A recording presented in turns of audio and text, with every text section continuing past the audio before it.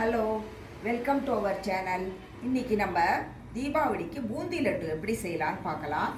இதுக்கு நான் ஒரு டம்ளர் கடலை மாவு இந்த டம்ளரால் எடுத்துகிட்ருக்கேன்.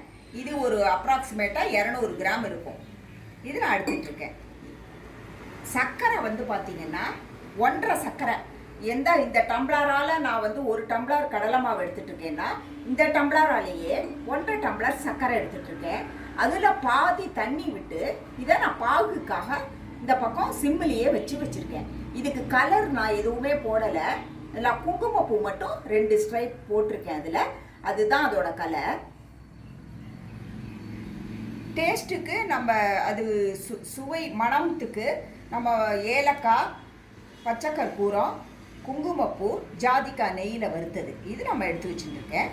நெய்யில் வறுத்த முந்திரி பருப்பு, திராட்சை, கிராம்பு இதுதான் இதுக்கு தேவையான பொருட்கள். இந்த மாவை இந்த 3/4 டம்ளர் தண்ணி எடுத்து வச்சுட்ருக்கேன். இதை விட்டு நம்ம தோசை மாவு பதத்துக்கு இதை கரைச்சிக்கணும். இதை கரைச்சிட்டு நான் உங்களுக்கு காட்டுறேன். நான் இப்போ கொஞ்சமாக தண்ணி விட்டு கட்டி இல்லாமல் முதல்ல கரைச்சிக்கணும்.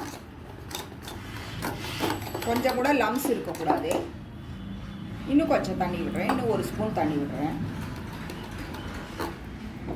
இதை பாருங்கள், இந்த கன்சிஸ்டன்சிக்கு தோசை மாவு பதத்தில் இதை பாருங்கள் அப்படியே விழுது பார்த்திங்களா. ஒரே மாதிரி இதே மாதிரி விழணும். இதுதான் கரெக்டான கன்சிஸ்டன்சி. இப்போ நம்ம இதை எப்படி பூந்தி பொரிக்கலான்னு பார்க்கலாம்.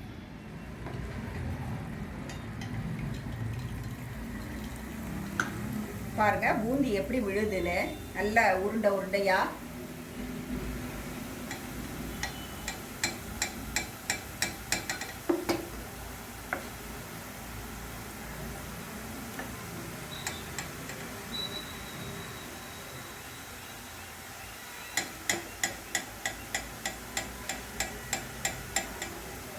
இப்போ நம்ம இதை எடுத்துட்டு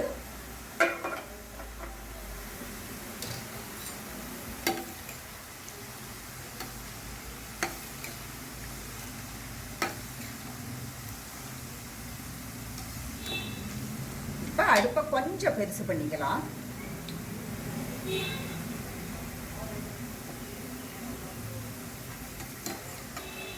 பூந்தி எப்படி முத்து முத்தா வந்திருக்கு பாருங்க.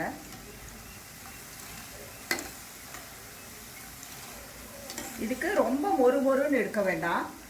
கொஞ்சம் 3/4 பதம் வெந்த உடனே நம்ம அரிச்சு எடுத்துடலாம். நான் உங்களுக்கு அரிச்சு எடுத்துட்டு காமிக்கிறேன். இப்போ பாகு பதம் வந்துருக்கு பாருங்க. இந்த மாதிரி பிசுக்கு பதம் பாருங்க. ஒத்த கம்மி வரக்கூடாது. பிசுக்கு இது இப்படி தொட்டு பார்த்தா பிசுக்கு பதம். நான் அடுப்பை நிறுத்திடுறேன். நிறுத்திட்டு 1 டிராப் லெமன், ரொம்ப நிறைய விட்டுறக்கூடாது. ஏன்னா அது கிறிஸ்டல் ஆகாமல் இருக்கும் சர்க்கரை நம்ம பூந்தி பொரிச்சு போடுற வரையும். அதனால அதை விட்டுருக்கேன். ஏலக்காய், பச்சை கற்பூரம், குங்குமப்பூ, ஜாதிக்காய் எல்லாம் இதில் சேர்த்துடலாம் நம்ம. இப்போ பூந்தி பாருங்கள் எவ்வளோ அழகாக வந்திருக்குன்னு. இந்த பதம் தான் நம்ம எடுக்கணும். அரை வேக்காடுக்கு கொஞ்சம் ஜாஸ்தி, 3/4 வேக்காடு.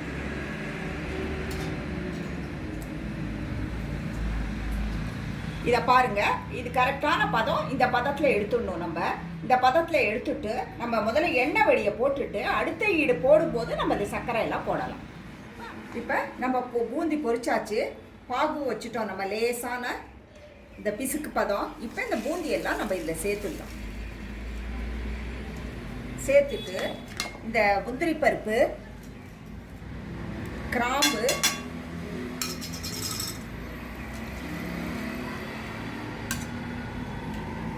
திராட்சை எல்லாத்தையும் நம்ம சேர்த்துட்டு நல்லா கிளறி விடணும்.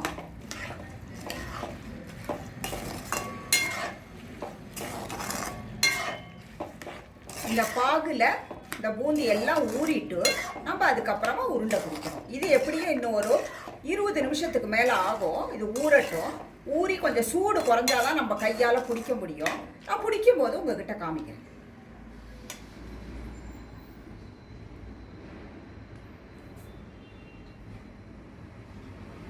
நல்லா ஆற விட்டு நான் பாகு ஊறின அப்புறம் நான் உருண்டை பிடிச்சிட்டேன். நான் சின்ன மீடியம் சைஸ் உருண்டை தான் பிடிச்சிருக்கேன். நீங்களும் இதே மாதிரி அளவில் போட்டு சின்ன டம்ளரால் போட்டு முதல்ல செஞ்சு பாருங்கள். மாவை எப்போதும் கடலை மாவை சலிச்சுட்டு செய்யுங்க.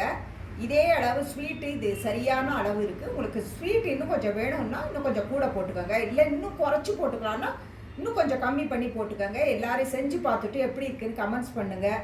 தீபாவளிக்கு எல்லா பலகாரமும் நீங்கள் இல்லாமல் செஞ்சு ஆரம்பிச்சிருப்பீங்கன்னு நினைக்கிறேன். Have a good day. Thank you.